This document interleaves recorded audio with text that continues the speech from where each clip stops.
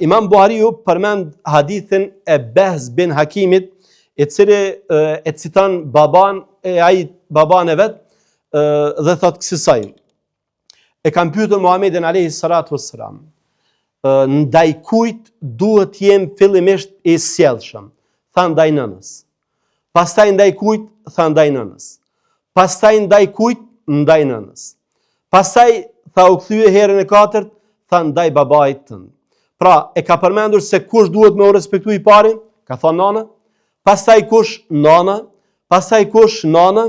Pastaj herën e katërt ka thonë baba. Dhe dietarët e kanë shpjeguar këtë.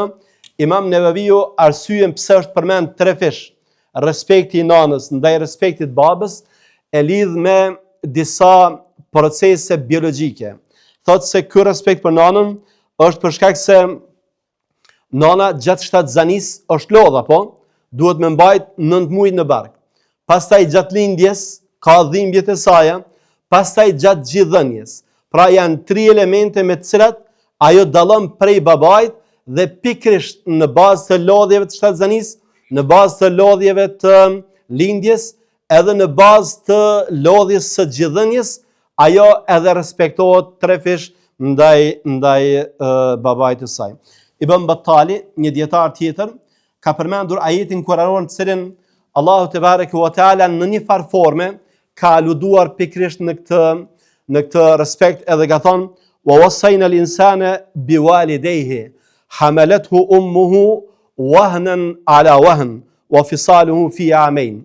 Ne e kemi urdhëruar njeriu që të jetë i sjellshëm me prindrit, për shkak se nana e ka bajtur atë dobësi pas dobësie dhe i ka dhënë gji në 2 vite.